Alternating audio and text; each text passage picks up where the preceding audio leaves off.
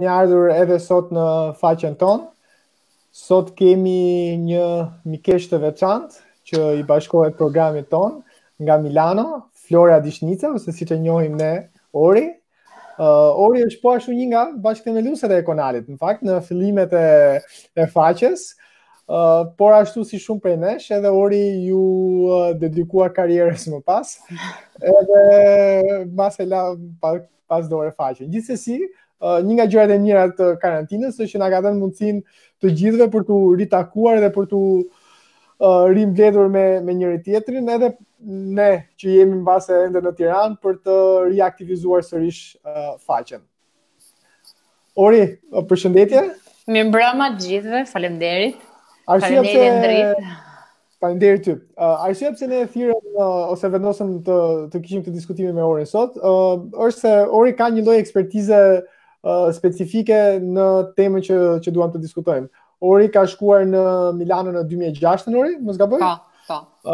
Ka studiuar në Bocconi dhe nga viti 2010 deri në vitin 2018 ka punuar në një sër bankash investimesh, duke u fokusuar në borxhin sovran të shumë vendeve në zhvillim, pra në financimin që bankat bëjnë për vendet që duan të dalin në tregje ndërkombëtare për të marrë borxh. Shqipëria është e famshme tashmë sipas lajmeve tona në përpjekjet e saj për të marrë eurobondin që tashmë rifinancohet thuajse çdo 2-3 vjet.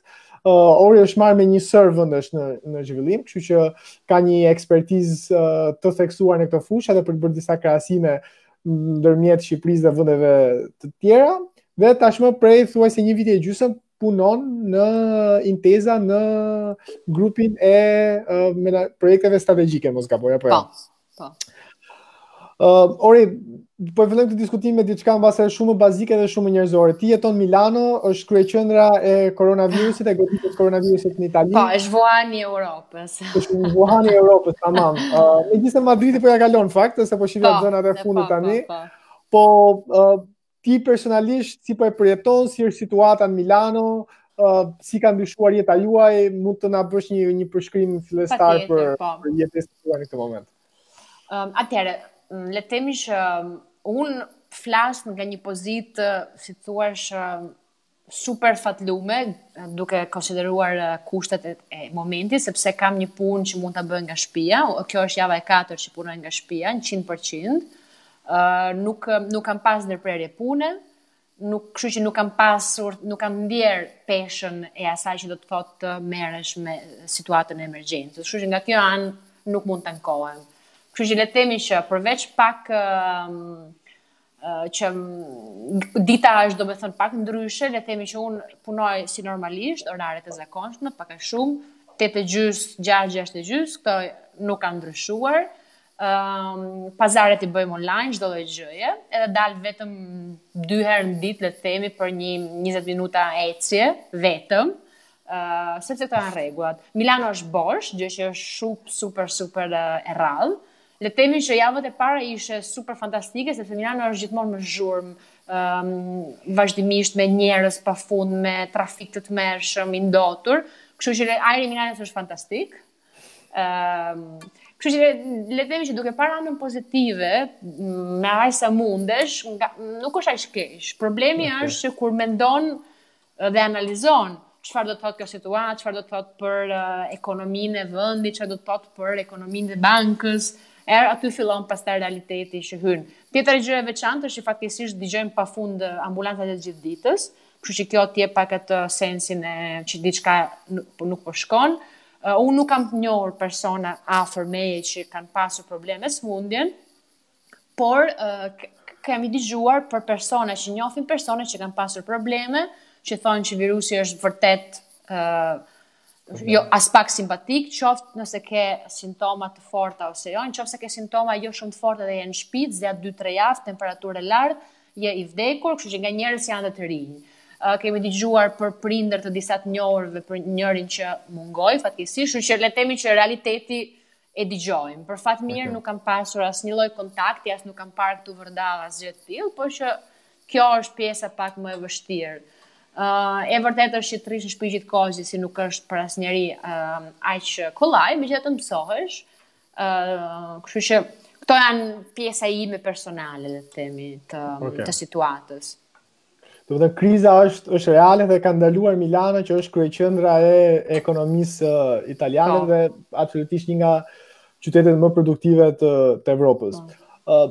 Ori, çfarë po bën Italia, do të thënë qeveria italiane fillimisht çfarë po bën për ta mitiguar këtë krizë, nga efektet ekonomike, cilat janë masat, çfarë po përpiqen të arrijnë në periudhën afatshkurtër dhe kush janë mbase edhe synimet e afatgjata të tyre. Mund të na bësh një përmbledhje të shkurtër? Atëherë unë do jap qartësisht të janë gjitha opinionet e mia, si thua, përpunimet të informacioneve që marr nga media. Doja të thoj që ndryshe nga sa bota në një farë mënyre e ka pikturuar Italinë, pra le të themi sot kemi shumë ka filluar dhe Harvard për shembull ka bërë ca publikime që si ta menaxhojmë një krizë shëndetësore për të evituar gabimet e Italisë. Unë mendoj se Italia, pavarësisht se ka shumë probleme që i ka tërhequr në këto 20 vitet e fundit, kriza, përsa e papritur ishte, e madhe ishte dhe traumatike ishte, relativisht bëri disa zgjedhje të mira, mbase mund të ishin bërë më shpejt, mbase mund të ishin bërë më mirë, gjithsesi kjo është një what if analysis që nuk e vlen ta bëjmë, sidomos sepse asnjë nga ne nuk ka eksperiencën. Kështu që ajo që bën në fillim fare është në momentin që të premte 21 shkurt, ishte momenti i parë që u konfirmua rasti i parë pozitiv në Codogno, që është një rajon i vogël në periferitë Milanos. Brenda një dite aty filluan të shtohen rastet pozitive, sepse filluan të bëjnë tampone, ata mbyllën këtë zonën dhe i quajtën zonë kuqe. Kështu që weekendi i parë ishte zonë kuqe vetëm zona Lodi, Codogno. Codogno është në provincia di Lodi, që është provincia di Milano. Nejse. Gjithçka ndodh në Lombardi. Pastaj doli që pacienti zero ishte një businessman gjerman që kishte në Kinë, pastaj kishte shkuar në Gjermani dhe pastaj erdhi në Codogno sepse aty kishte stabilimentin. Pra çfarë tregoi Italia gjatë janarit dhe shkurtit, bllokoi fluturimet nga Kina dhe mendoi që ne jemi në rregull, nuk vinë më kinezë, pra duhet thjesht mos lejojmë që virusi të vinë në Itali. Problemi është që nuk bllokoi tranzitet, pra njerëzit mund të bënin tranzit nga Kina kudo në Europë dhe të vinin në Itali. Sepse virusi transmetohet vetëm nga njeriu në njeri, nuk vjen, nuk fluturon vetë. Le të themi kjo është ajo që un kam kuptuar nga gjithë virologët që kam ndjekur. Kështu që nëse kjo ishte fillimi. Fundjavën e parë neve në Milano e morëm çik më kështu, domethënë është aty problemi, zonë kuqe, mjafton që ata njerëzit mos vinë në Milano dhe jemi okay. Kështu që 2 javë të para, them drejtën, un fillova mos marr më metron, shkoja në punë në këmbë.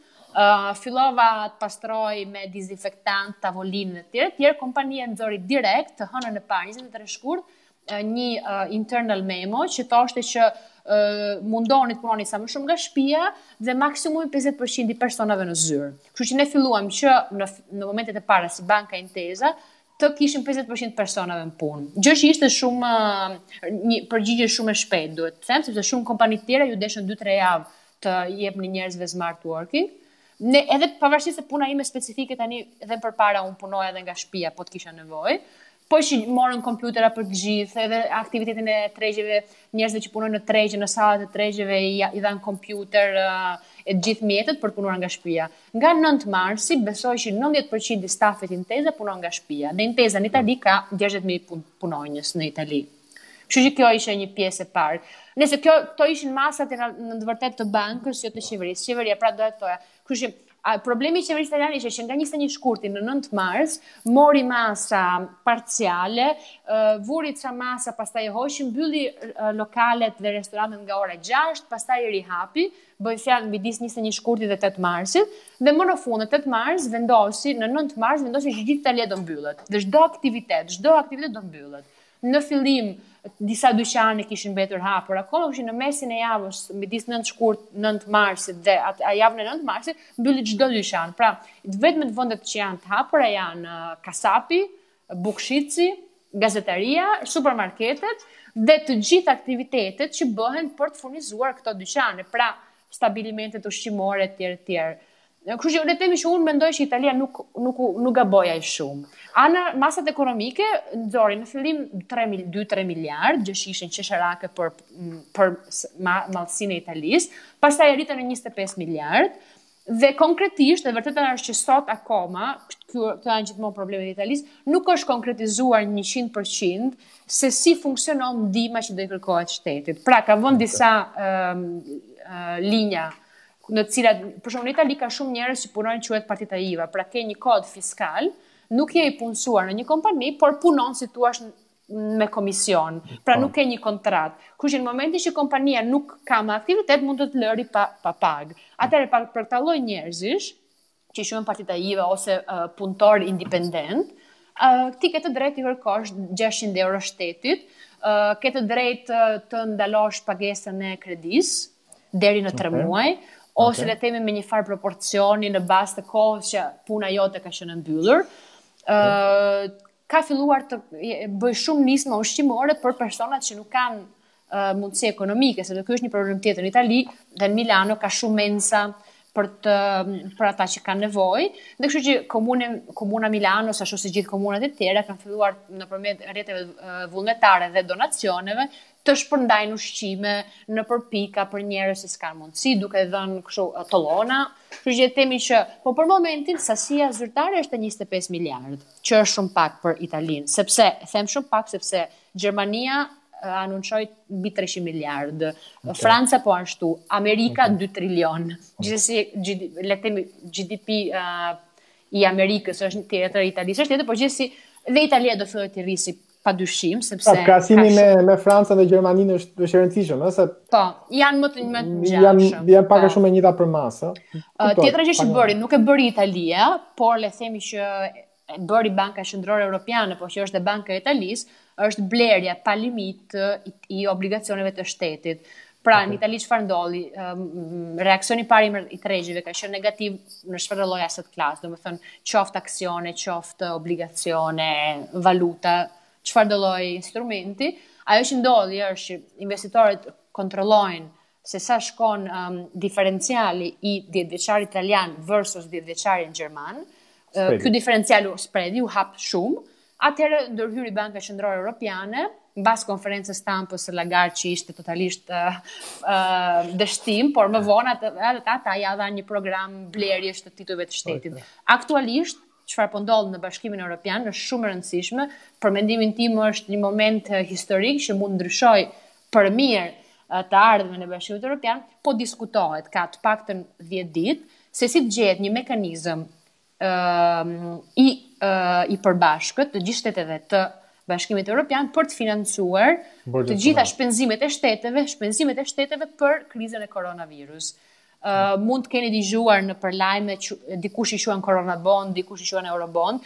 Koncepti nuk është eksaktësisht instrumenti, çështja është që duhet arritur një mënyrë që shpenzimet që sot shtetet do bëjnë, sepse duhet i bëjnë për emergjencën shëndetësore, të mos shkojnë direkt në bilancin e shtetit. Pra, të gjetë një mënyrë financimi që të mos kthehet nesër në borxh shtetit. Sepse Italia sot ka rreth 134% borxh mbi GDP.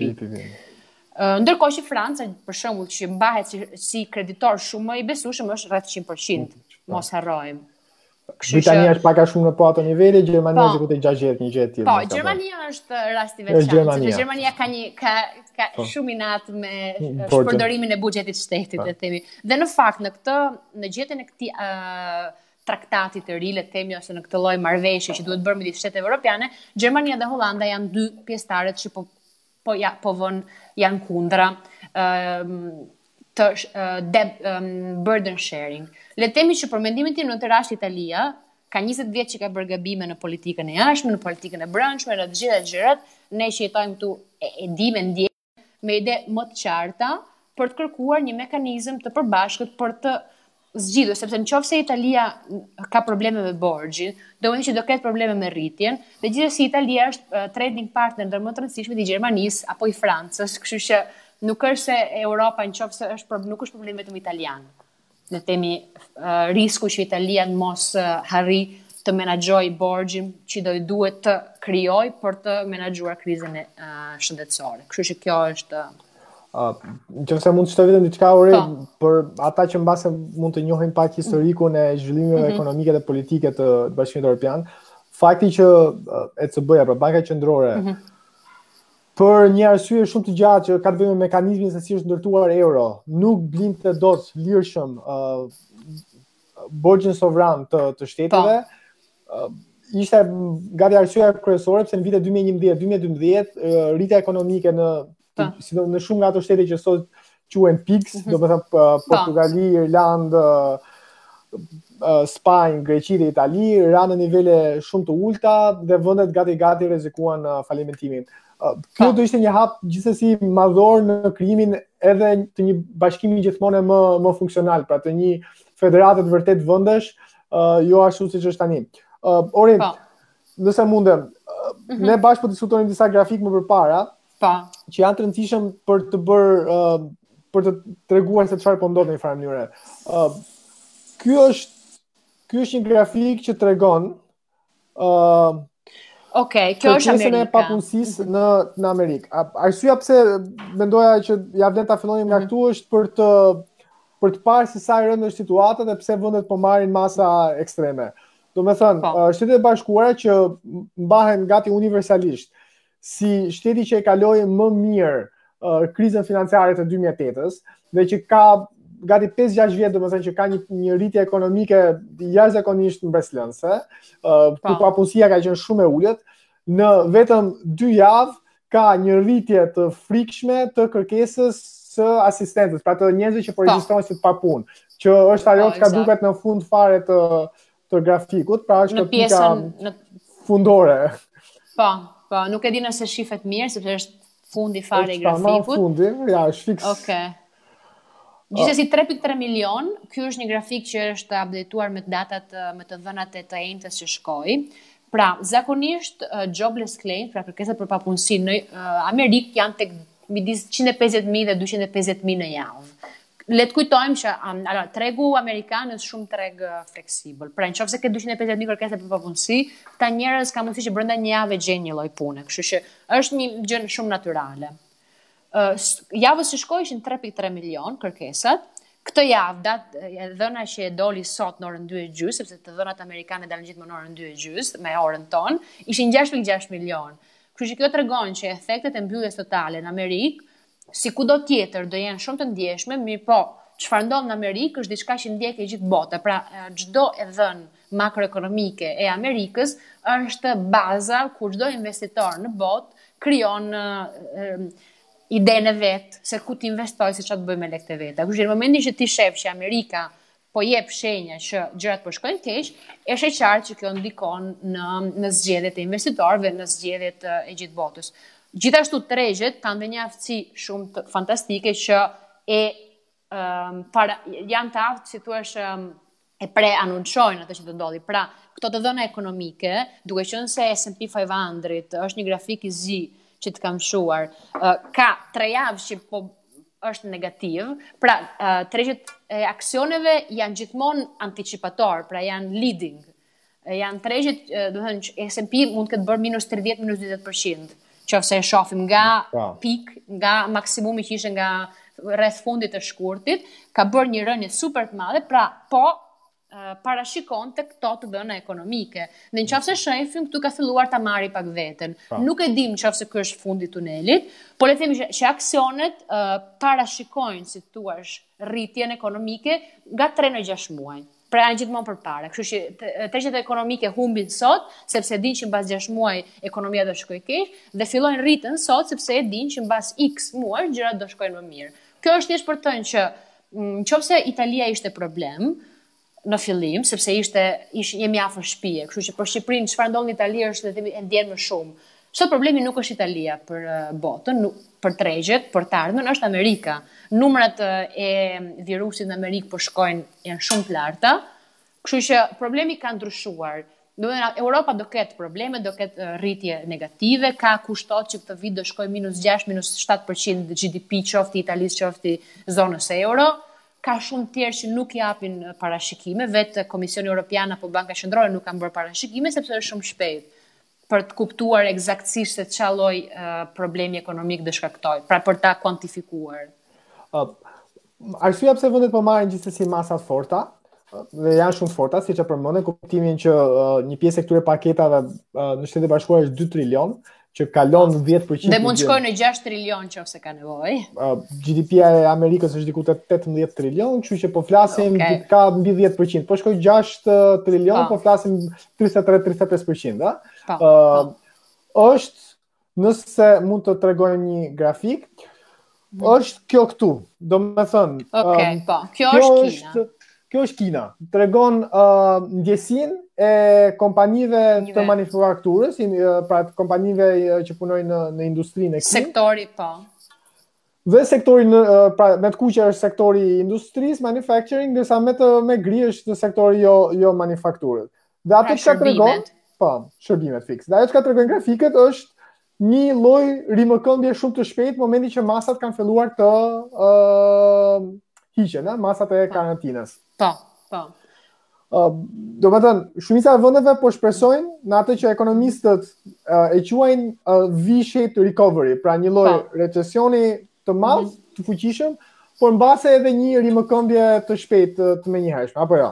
Atëherë kjo është një grafik që ka një anë pozitive që është eksaktësisht kjo. Nga një anë tregon që Kina është pak ndryshe nga bota, sepse mënyra se si sektori produktiv punon është super eficient. Pra tregon që Kina menjëherë sapo filluan të zbuten masat, kompanitë hapën. Për kjo tregon, pyetja që i bëhet kompanive është në 5-6 dimensione dhe i pyetet për muajin që vjen, ju parashikoni rritjet e prodhimit, rritjet e distribucionit, rritjet e fitimeve, dhe kjo tregon që shumica e kompanive kanë thënë po.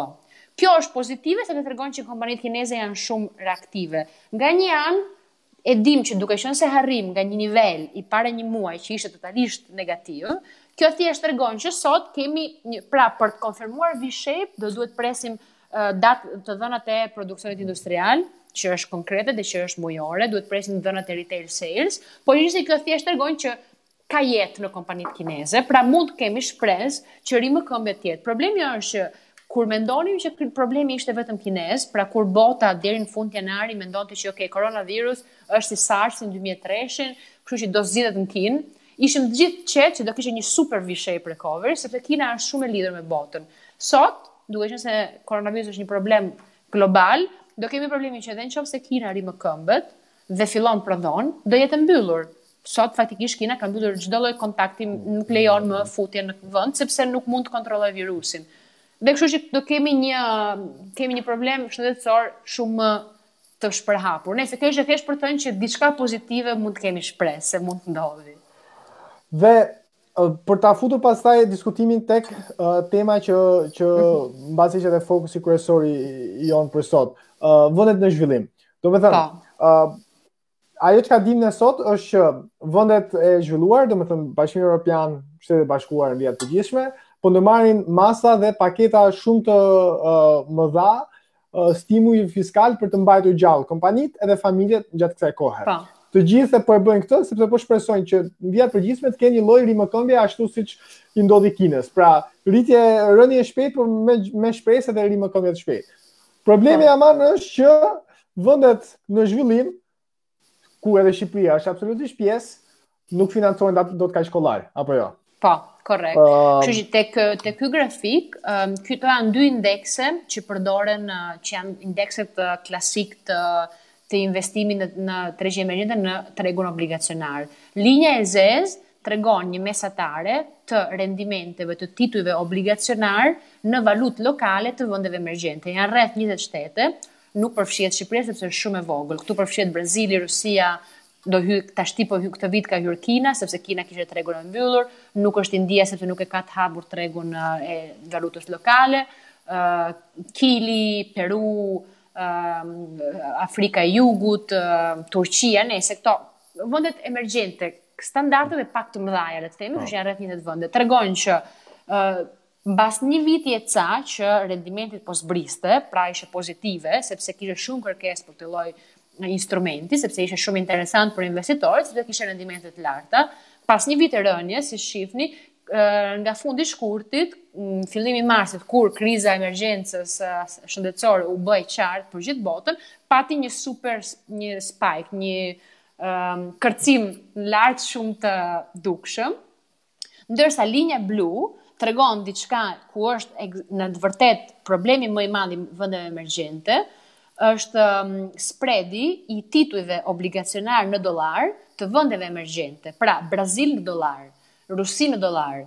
Kjo tregon se si u rrit me njëherë dhe këtu spreadi shumë, sepse kjo tregon le të themi stresin që kanë tregjet emergjente për të pasur dollar në dispozicion, për të gjetur dollar për të paguar borxhin, dhe nga një anë linja e zezë ka filluar të ulet, sepse bankat qendrore edhe në vendet emergjente filluan të presin të ulin normat e interesit për të stimuluar ekonominë lokale.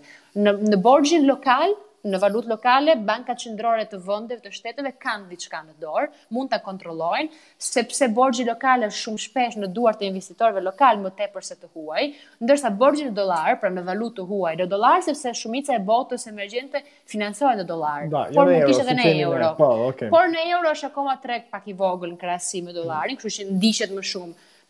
Në dollar është më vështirë të financohesh në këto kushte dhe shohim që linja e zezë ka filluar të ulet, sepse është sensibël ndaj manovrave të bankave qendrore, ndërkohë që linja e Bojshellit tregon që nuk ka ndërmend të ulet dhe ka rrezik të rritet, sepse siç po lexoja, për shembull vendet vogla që janë vende me rendimente shumë të larta si Zambia, që prodhon bakër, metalet për shembull po i bie çmimi sepse ka një problem të prodhimit industrial, ka një production shock, ka një demand shock në njëjtën kohë. Kështu që Zambia deklaroi që nuk arrin të paguajë borxhin e këtij viti. Ekuadori po ashtu. Kjo çfarë nënkupton? Për instrumentet që janë në treg, kjo nënkupton që ti duhet të ristrukturosh borxhin ose të deklarosh falimentimin. Tash Zambia dhe Ekuadori për botën emergjente janë okay, janë të vogla. Por kjo është një trend. Argentina që vjet kishte deklaruar që do të rifinanconte borxhin dhe të ristrukturonte, sot Argentina pra është ka duart e lidhura dhe nuk kanë akses për dollar. Çfarë po bëhet në koordinim global, le të themi si gjë pozitive, Federal Reserve, Banka Qendrore Amerikane, ka hapur linja kredi në dollar për bankat qendrore të vendeve emergjente për t'i ndihmuar. Këto quhen swap lines. Edhe Shqipëria ka me disa banka qendrore sipas nevojës, pra që të lejon që të paktën të kesh akses tek dollari tamam cash. Ndërsa banka qendrore, banka botërore dhe Fondi Monetar Ndërkombëtar së bashku janë duke studiuar në mënyra se si të mund të ndihmojnë vendet në zhvillim për t'i financuar për masat që do marrin ato për emergjenca shëndetësore. Sepse objektivisht vendet në zhvillim, siç ju po e shihni në Shqipëri, besoj, kanë goxha limite, jo vetëm ekonomike, por edhe infrastrukturore për të menaxhuar këtë situata. Pra, ajo çka pa në grafikun e mëparshëm është që në momentin e parë që kanë patur një lloj vështirësie në arritjen e likuiditetit, vendet në zhvillim menjëherë kanë parë që normat e interesit ndaj bonave të tyre kanë shpërthyer. Pra kanë mbajtur sipër, duke bërë më të vështirë menaxhimin e borxhit. Për ta lidhur pak me diskutimin me Shqipërinë, ka patur ose është diskutuar sërish që Shqipëria mund të dilte në tregjet ndërkombëtare për kërkuar borxh tjetër, për të parë një eurobond tjetër, pjesërisht për të financuar stokun ekzistues, pjesërisht për nevojat e reja që do shkonin absolutisht për të financuar stimulin aktual. Ti si mendon, nga ato që diskutuam deri tani, a është ky momenti i mirë? Jo, absolutisht. Sepse sot do rifinancojë një borxh që të kushton pak, siç është eurobondi i fundit që ishte në 2000, para 2 vitesh le të themi, që të kushtojnë shumë pak, sepse normat e interesit europiane ishin shumë të ulta, kështu që si rrjedhoi edhe spredi që paguante Shqipëria, si sub investment grade dhe si jo, pra në shkallën e meritës kreditit ishte poshtë investment grade, por gjithsesi paguante pak 200-300 basis points spread për 5 vjet, sot besoj mund të shkosh në 600. Nuk e kam parë tregun se është, por sot të rifinancosh borxh në valutë huaj, nëse nuk është absolutisht e nevojshme, është vetvrasje. Sidomos sepse nëse ti ke nevojë për euro, për të mbuluar shpenzimet për krizën e emergjencës, ka shumë mënyra të tjera që qeverit mund negociojnë me vende ndërkombëtare. Pra mund negociosh me Berghin, me Fondi Monetar, mund negociosh traktate bilaterale. Okay. Ndërkohë që për shembull në Shqipëri bankat në këtë moment janë shumë likuide, sepse edhe qytetarët nuk kanë shumë opsione të tjera për të investuar dhe ka para që rrit në depozita, biles një pjesë edhe e kanë tërhequr sepse nuk po marrin asnjë lloj fitimi në depozita për momentin. Dhe të paktën unë, po edhe një pjesë e miqve që ti nje, domethënë Igliri, Ami e tjerë, gjithmonë kemi hedhur këtë idenë që si është e mundur që gjithë këto depozita që qëndrojnë në bankat shqiptare nuk përdoren për të financuar borxhin pikërisht në këtë lloj momenti. Unë besoj që kjo është eksaktësisht për banka qendrore mund të emetoj më shumë bono, pra qeveria mund të rrisi borxhin duke emetuar letra në valutë lokale dhe mund të përdoren bankat lokale për të distribuar këtë lloj instrumenti edhe personave fizik. Ne po shihnim një grafik tjetër më përpara dhe kjo është mbase e rëndësishme për të parë se kush mund të jenë problemet e ardhshme nga kjo lloj krize në vendet në zhvillim. A do ta shpjegosh ti se çfarë duket te grafiku? Atëherë jo, unë këtu kisha vendosur thjesht një tregues që borxhi në vendet emergjente është kryesisht i përshëndruar në sektorin privat. Pra, në nivel ato kolonat me ngjyrë blu të hapur. Po, blu të hapur, bojshelli. Pra, borxhi privat është shumë më i lartë në krahasim me prodhimin e brendshëm bruto, sesa borxhi shtetëror.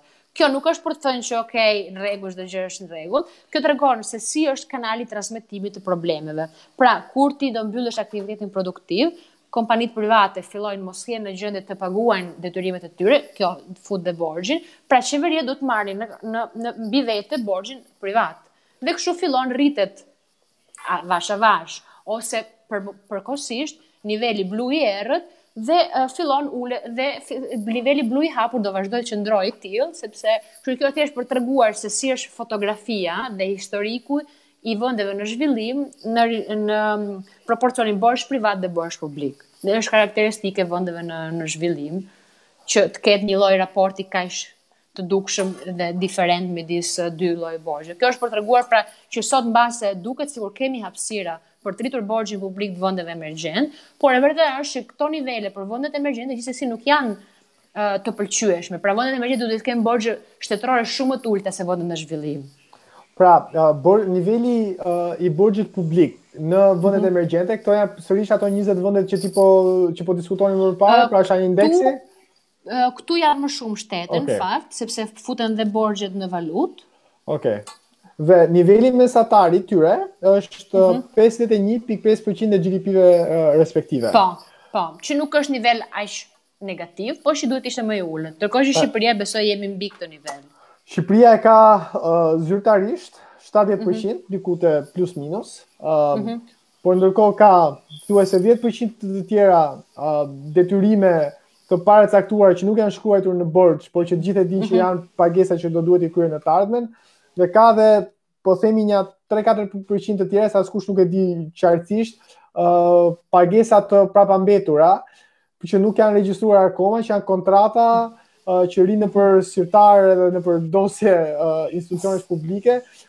Pra, kemi një borxh publik diku te 80 deri në 85% të GDP-s. Domethënë, kur vendet e tjera, po kalojmë edhe një herë këtë grafikun e mëparshëm. Kur vendet e tjera që nuk kanë borxhin kaq të lartë, e kanë borxhin diku te 50%. Në momentin që kërkuan financim, për nevojat e tyre, i kushton 3-4% më tepër. I kushton 3-4% më tepër. Imagjinoni se çfarë ndodh me Shqipërinë, që është një borxh gati edhe një gjysmë më i lartë se niveli aktual mesatar. Imagjinoni se çfarë do ndodhte nëse do dilnim në tregjet ndërkombëtare për të kërkuar borxh tani. Po, jo, ky nuk është momenti. Shpresojmë që mos ketë nevojë, shpresojmë që të gjehen marrëveshje bilaterale me kreditor që kanë mundësi dhe kanë willingness në japin borxh, sepse do ishte vetvrasje të shkosh tregje ndërkombëtare. Por Shqipëria gjithsesi, dhe këtu mbasi ja vlen të flasim pak, është gjithsesi, megjithëse në nivele të tjera, është pjesë e një trendi global mbas 2007-s, ku vendet në zhvillim kanë përsuar një lloj rritje të stokut të borxhit publik të tyre.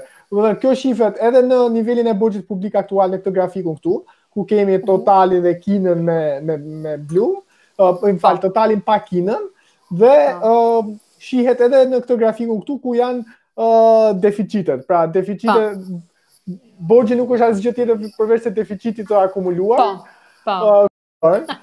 Sepse gjithë po punojnë nga shtëpit, kështu që ky është problemi. Ajo çka po diskutonim më përpara është se si Shqipëria, megjithse shumë se vendet e tjera, është pjesë e një trendi global që ka parë borxhin publik të rritet në 12 vitet e fundit. Mund të na shpjegosh pak dinamika dhe pse ka ndodhur? Patjetër. Atëherë ky grafiku tregon se atëherë le të themi që borxhi, instrumentet e borxhit të vendeve në zhvillim filluan mbas viteve 90, sepse më përpara vendet në zhvillim nuk financoheshin në treg. Kështu që kjo tregon një histori jo aq të gjatë në krahasim me vendet në zhvillim. Atëherë vitet e para le të themi deri në 2001-shin, 2003-shin, mund të mos i konsiderojmë më signifikativ sepse vendet në zhvillim që kishin akses në tregje ndërkombëtar ishin shumë pak. Mbas vitit 2000, ku shohim, pra fillojmë nga nivele relativisht jo shumë të larta, kemi krizën financiare dhe pastaj kemi një rritje, pra në këtë situatë ekonomike në cilën jemi, në këtë cikël që ka filluar në 2008 në 2009 për të gjithë neve, kemi një rritje të borxhit të vendeve në zhvillim sepse kemi një rritje të kërkesës për instrumente me rendiment të lartë nga investitorët global, sepse kujtojmë që nga 2009 deri sot, deri para një muaji, normat e interesit në gjithë vendet në zhvillim, treasury amerikan, bonët italiane, gjermane, rendimentet kanë qenë në rënje derisa kemi shkuar në rendimente negative, pra bundi gjerman, dhjetëvjeçari gjerman, para një muaji ishte minus 50 basis point, minus 0.5%. Pra kupton që një investitor që duhet menaxhojë lekët dhe pasurinë e klientëve nuk mund të investojë në minus 0.5% dhe filluan të ketë shumë interes për borxhin e vendeve emergjente. Vendet emergjente, sepse ishin në rritje, sepse kishte kërkesë për borxhin e tyre, përfituan dhe filluan të emitojnë gjithë një më shumë. Dhe kështu kemi një trend shumë të qartë që ka çuar në rritje në nivelet të borxheve të vendeve emergjente. Dhe ne ishim në këtë trend deri para një muaji. Pra deri para një muaji njerëzit nuk dinin çfarë të blenin, sepse çdo gjë ishte me rendimente shumë të ulta. Pra nuk dije ku të ktheje syt. Për shembull, në Europë ka problem shumë të madh për vendet për asiguracionet, për kompanitë e sigurimeve që menaxhojnë ose kompanitë e pensioneve që duhet menaxhojnë në horizont 30 vjeçar lekët që marrin nëpërmjet premiums nga klientët, kishte problem se nuk kishte ku investonin. Kështu që ishim në një botë deri para një muaji gjys, komplet tjetër në kontekstin financiar nga kjo që ndodhemi sot. Fatkeqësisht sot kemi shumë opsione investimi, problemi është që nuk kemi as pak qartësi mbi rritjen ekonomike dhe se kur të dalim nga kjo krizë. Kështu që nëse do kishim qetësinë mendore që për 2 muaj do gjehet kura dhe për një vit është sigur që vjen vaksina, është momenti të blesh asete financiare. Po. Unë kam një pyetje tani për ty, mbasi pam edhe këto grafikët. Ka një diskutim që po ndodhet në Shqipëri në këtë moment, nëse banka qendrore mund të ndërmarrë ato që quhen politikat jo tradicionale për bankat qendrore, për të ndihmuar qeverinë dhe për të ndihmuar stimulin fiskal në këtë moment, pra për të bërë quantitative easing, lehtësimin sasior që e quajmë në Shqipëri, pra për të printuar para për të blerë më shumë nga kredite nga bonët e qeverive. Po. Diskutimi mes ekonomistëve ka qenë gjithmonë që vendet në zhvillim nuk mund të ndërmarrin masa të tilla pasi kredibiliteti i monedhës së tyre është i ulët.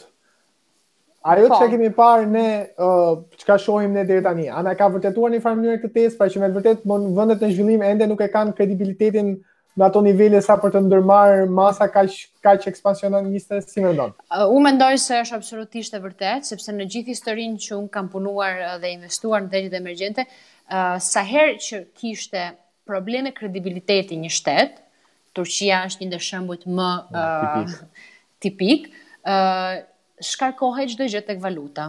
Dhe e vetmja mënyrë për investitorët për të rifituar besimin ishte nëse banka qendrore rriste normat e interesit, po rriste jo 1%. Rusia për shembull në emergjencë në 2013 rriti normat e interesit gati 5-6% dhe Rusia është një ndër shtetet emergjente më solid në botën emergjente. Pra nga 5% duhet ta çojë në 20%, Turqia u deste çonte normën e interesit në 20%. në një farë pike për të qetësuar monedën. Kështu që në momentin që ti, si investitori të rregjeve emergjente, përdor gjithmonë monedën si mënyrën për të marrë risk ose për të mos marrë risk, ose për të mbuluar riskun, ose për të qenë hedged, për të qenë mbuluar nga rreziqet, atëherë nuk mundet ti të ndërmarrësh politika monetare që do të shpeshojnë tek valuta, sepse quantitative easing, arsyeja pse le të themi banka e zhvilluara kanë pasur edhe konflikte mes tyre, duke thënë që për shembull Amerika thoshte që Europa, duke vazhduar të mbajtur këtë politikën shumë akomoduese, po e bën euron e dobët. Pra, nëse do psua dollari, nëse do psua euro, sepse u ndërmuan politika monetare që ishte printim. Në momentin që ti printon, se quantitative easing është printosh lek. Kështu që fatkeqësisht kjo është e vërtetë. Është e vërtetë që do të jemi në një situatë tjetër. Pra, nëse gjehet një mënyrë, një mekanizëm i koordinuar nga Fondi Monetar Ndërkombëtar, pra që investitorët janë gjithë okay, për të gjetur një mënyrë për t'i dhënë likuiditet vendeve emergjente, ajo është tjetër muhabet dhe mbase mund të gjehet një zgjidhje. Unë për momentin nuk kam ide, nuk di, por mund të ishte një mënyrë. Pra po duhet gjetur një diçka që nuk ka lidhje me menaxhimin normal, sepse nesër kalon kriza, do gjendemi me bilancet e këtyre shteteve emergjente me borxhe pafund dhe me borxh që e mban Banka Qendrore. Banka Qendrore në vendet emergjente, mos harrojmë që kanë një problem tjetër, se sa independente janë. Pra, në Turqi gjithë e pam që doli që guvernatori u hoq nga puna brenda ditës, sepse nuk ishte dakord me politikat e shtetit. Kështu që pra bankat qendrore nuk e kanë këtë lloj kredibiliteti, bankat qendrore të vendeve zhvillim nuk e kanë këtë lloj kredibiliteti të tregjet, që për e bën gati të pamundur. Nuk kanë kredibilitet eksakt dhe nuk ka siguri që nuk ka ndërhyrje të qeverisë tek Banka Qendrore. Pra kjo është problemi kryesor i kredibilitetit. Ti mund ka shtete në zhvillim që e kanë në statut që Banka Qendrore është e pavarur dhe pavarësisht ti shef që ka ndërhyrje. Është përpjekje gati e vazhdueshme çdo lloj qeverie të në vendin në zhvillim. Tash edhe Trump e bën.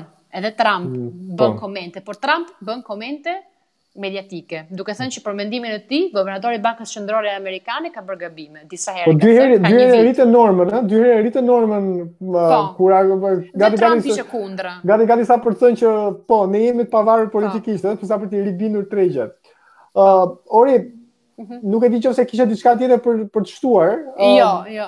Unë doja të bëja edhe një përmbledhje pak a shumë për gjërat që theti, sepse mbas është e rëndësishme edhe për ata që bashkohen në këtë moment. Domethënë, ajo që ka vënë më re është të gjitha vendet sot po ndërmarrin masave stimulli fiskal të qëndrueshëm, të rëndësishëm, që shkojnë në disa pikë përqindje të GDP-s me shpresën se do të ndalojnë efektet ekonomike të kësaj krize, pra do i ndihmojnë qoftë familjet, qoftë bizneset për të mbijetuar, duke shpresuar të gjithë që do kenë një lloj rimëkëmbje të shpejtë, pra i gjithë procesi ekonomik do jetë në formë V, një rritje e shpejtë por dhe një rënje e shpejtë. Në fatkeqësisht janë vende të cilat shëndetin e tyre financiare kanë edhe më të mirë se Shqipëria.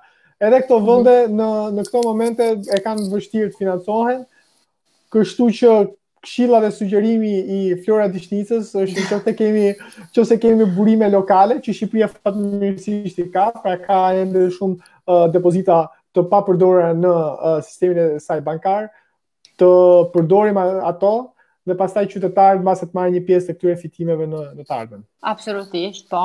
Është dhe okazioni për të krijuar një treg financiar lokal, pse jo? Është një gjë që për të dhënë mundësi kursimi njerëzve.